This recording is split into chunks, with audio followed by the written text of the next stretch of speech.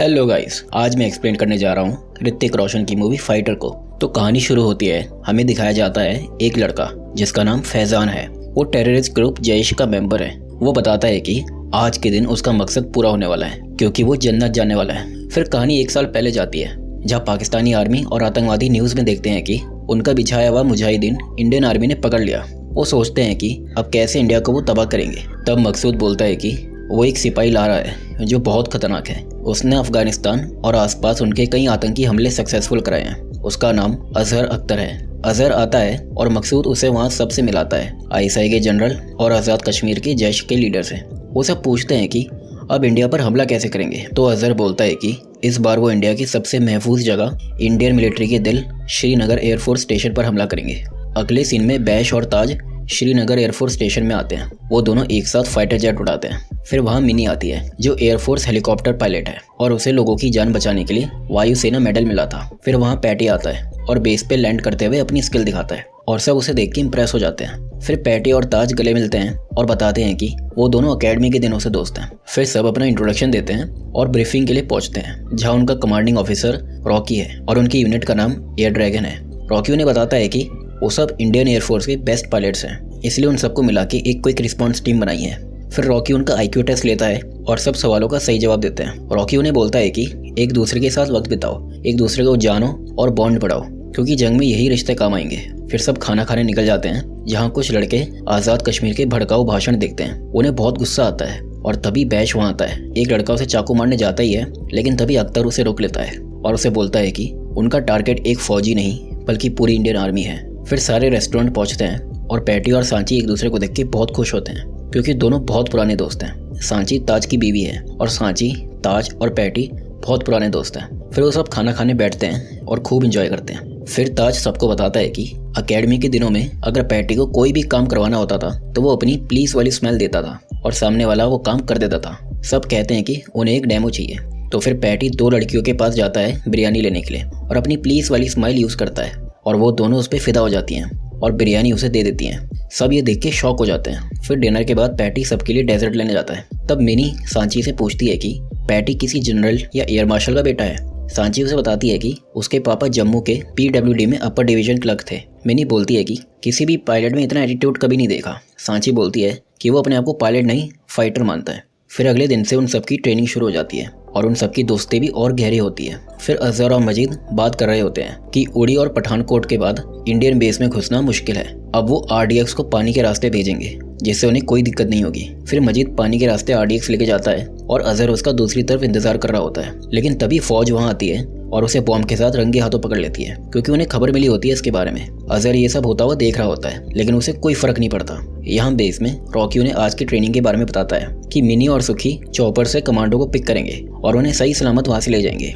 Patty और ताज का काम होगा चॉपर्स को प्रोटेक्ट करना एनिमी फाइटर से, और एनिमी फाइटर आज के दिन रॉकी और उसका पार्टनर नॉटी होंगे। फिर ट्रेनिंग स्टार्ट होती है और जैसे बताया जाता है वैसा ही होता है। लेकिन जैसे ही रॉकी आता है पैटी उसके पीछे जाता है। ताज पैटी को बोलता है वापस आने के लिए लेकिन पैटी नहीं मानता और रॉकी उसे चॉपर से बहुत दूर ले जाता है और वो पैटी को लॉक करने ही वाला होता है। लेकिन तभी पैटी एक यूनिक मूव ट्राई करता है और रॉकी के पीछे आ जाता है और उसे लॉक कर लेता है। पैटी बहुत खुश होता है कि उसने कमांडिंग ऑफिसर को लॉक किया लेकिन रॉकी उसे बोलता है कि वो ट्रेनिंग में फेल हो गया क्योंकि उसने भले ही रॉकी को लॉक कर लिया हो लेकिन नॉटी ने ताज और चॉपर्स को लॉक कर दिया। पैटी इसके बारे में भूल ही गया था। फिर बेस पे रॉकी ताज पे बहुत गुस्सा होता है क्योंकि वो इस मिशन का कैप्टन था और उसने पैटी को जाने से नहीं रोका और पैटी ने उसकी बात नहीं सुनी।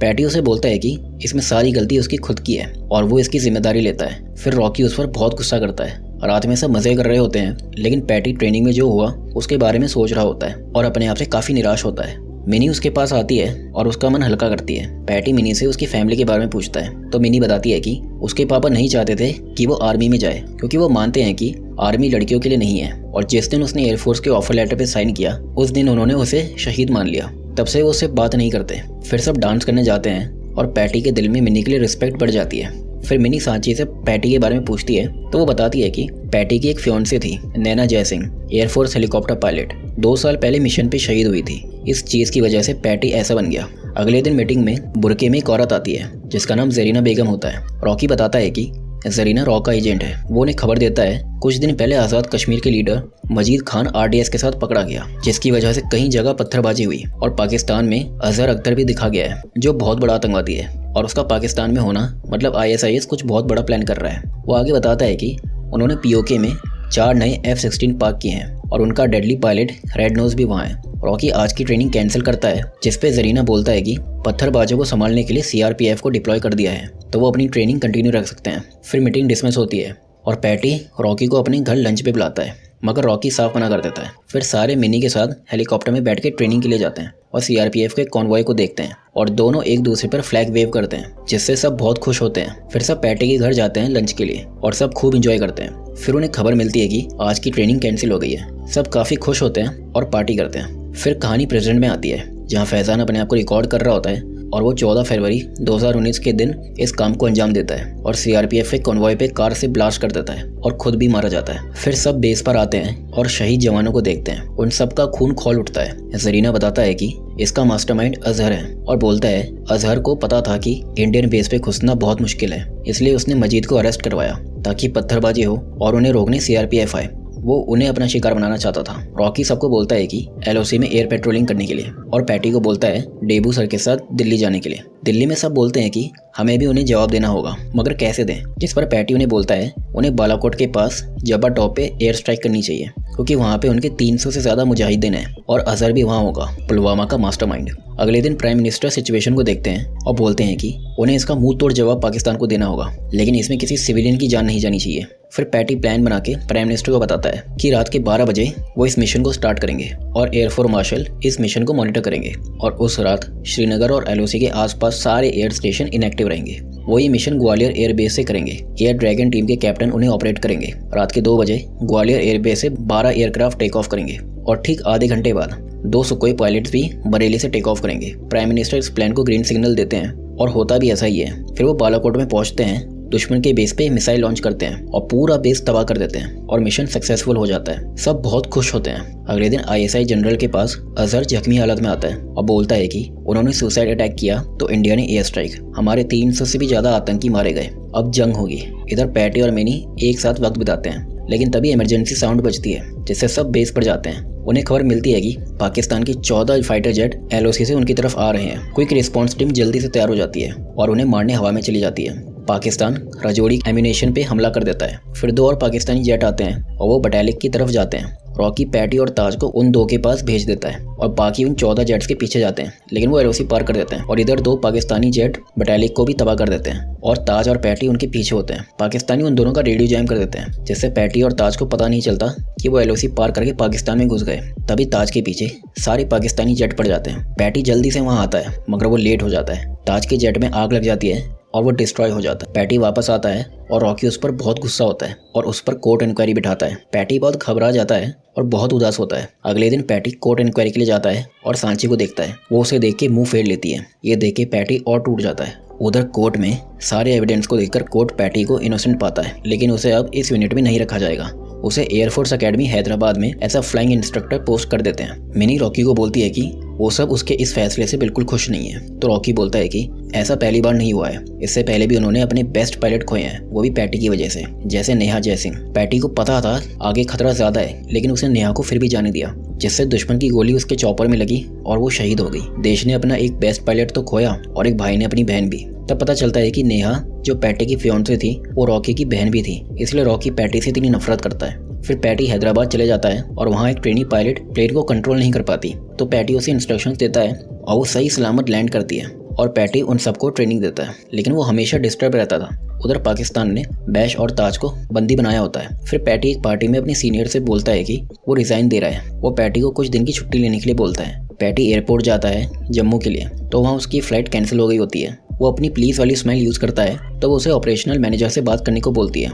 उनके पास जाता है और बोलता है कि वो एयरफोर्स से है और उसे जम्मू जाना है। मैनेजर की बेबी उसे पूछती है कि क्या वो एयरफोर्स में है, तो वो हाँ करता है। वो मैनेजर का नाम देखता है और समझ जाता है कि ये शायद मिन्नी के पापा हैं। वो उनसे पूछता है कि उनकी बेटी एयरफोर्स में है, तो वो बोलते हैं कि अगर मेरी बेटी होती तो एयरफोर्स में नहीं होती। पैटी समझ जाता है कि ये मिन्नी के ही पापा हैं। पैटी उन्हें उनकी बेटी के बारे में बताता है कि उसकी वजह से आज तक कितने सारे मिशन सक्सेस हुए हैं। वो उसकी उनके सामने बहुत तारीफ करता है। ये सुन के मिन्नी के पापा इमोशनल हो जाते हैं और उसकी माँ रोने लगती है। फिर पैटी जम्मू आता है और अपने पापा से मिलके बहुत खुश होता है। फिर वो न्यूज़ में देखता है कि 40 दिन की बातचीत के बाद पाकिस्तान हमारे 2 सोल्जर्स को सही सलामत छोड़ रहा है। उधर पाकिस्तान में अजहर बैश और ताज के पास आता है और इंडिया के बारे में गलत बोलता है, जिसपे बैश और ताज उसे बहुत सुनाते हैं और अजहर बैश को बहुत मारता है। एक सिपाही उसे रोकता है ये कह के कि वजीर आजम ने उन्हें सही सलामत भेजने का वादा किया है। इधर बेस पे सब बहुत खुश होते हैं कि फाइनली उनके सोल्जर्स घर आ रहे हैं। पैटी भी वहाँ आता है और सबसे मिलता है। फिर हेलीकॉप्टर लैंड करता है और उसमें से एक सोल्जर की लाश निकलती है जो शहीद हो गया है। उसका नाम बैश होता है। सभी देख के टूट जाते हैं। रॉकी अपने सीनियर से बोलता है कि पाकिस्तानियों ने उसको बहुत टॉर्चर किया और फिर उसका मर्डर कर दिया, उसकी बॉडी टुकड़ों में भेजी है। वो परमिशन मांगता है उन सबको जान से मार देने की, लेकिन उसका सीनियर उसे ऐसा करने की परमिशन नहीं देता। वो बोलता है कि हम प्लान बनाएंगे और फिर उन सबको खत्म करेंगे।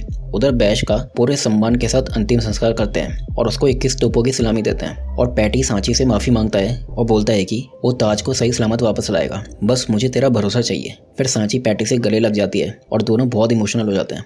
उधर अजहर ताज के पास आता है और उसे पीटता है और अपने एजेंट से इंडिया का पूरा प्लान जान लेता है। और वो एजेंट और कोई नहीं बल्कि जरीना बेगम होता है। वो रॉ का नहीं बल्कि ISI का एजेंट होता है। ये देख के ताज बहुत शॉक हो जाता है। अजहर को पता चल जाता है कि कल रात को इंडियन एयरफोर्स उन पर अटैक करेगी। फिर वो इसकी तैयारी पे लग जाता है। इधर इंडियन एयरफोर्स को पता चलता है कि पूरा पाकिस्तान अब नो फ्लाई जोन बन चुका है, मतलब वहाँ कोई भी फ्लाइट ना तो अब आ पाएगी ना उनके देश के ऊपर से उड़ेगी। फिर मिनी को मेन गेट पे भेजते हैं क्योंकि उसकी फैमिली वहाँ होती है। वो उसे देख के गले लगा लेती है और उसके पापा उस पर प्राउड फील करते हैं। वो बोलते हैं कि पैटी एक अच्छा लड़का है, उसने हमें तुम्हारे बारे में बहुत कुछ बताया। और फिर मिनी पैटी के पास आके उसको थैंक यू बोलती है। फिर रॉकी सबको बुलाता है और प्लान बताता है कि उनका प्लेन 30,000 फीट की ऊंचाई पे होगा और कमांडोज हेलो जंप करेंगे। उस जगह जाएंगे जहां ताज को बंदी बना रखा है, उसे वहां से निकालेंगे और मिनी और सुखी चॉपर्स लेके सबको वहां से सेफली वापस लाएंगे और एक फाइटर जेट मिनी और सुखी को गार्ड करेगा। फिर वो सब पाकिस्तान में पहुंचते हैं और कमांडोज आतंकवादियों को मारते हैं। अजहर बोलता है कि ये अभी कैसे आए, ये तो रात को आने वाले थे।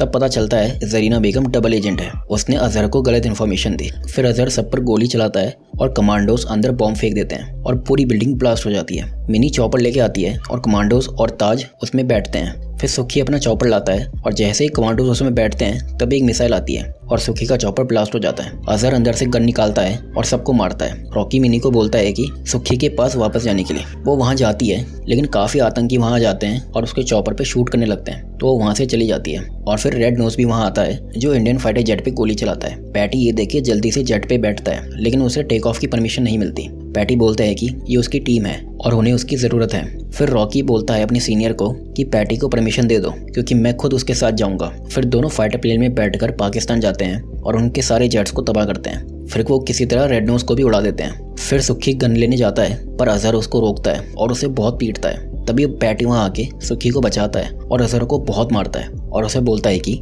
अगर हम अपनी पर आ जाएं तो तुम्हारा पूरा देश IOP बन जाएगा, इंडियन ऑक्युपाइड पाकिस्तान। फिर दोनों आपस में लड़ते हैं और पैटी उसका पैर कार में फंसा के हेलीकॉप्टर की तरफ कूदता है जिससे कि अजहर का बैलेंस बिगड़ता है और उसकी कार ब्लास्ट हो जाती है और फिर सब वापस इंडिया आ जाते हैं। सांची बेस पे आती है और ताज को देख के बहुत खुश होती है। रॉकी पैटी को माफ कर देता है नेहा के केस के लिए और सब बहुत खुश होते हैं। सब अपनी विक्ट्री सेलिब्रेट करते हैं और मूवी यहाँ खत्म हो जाती है।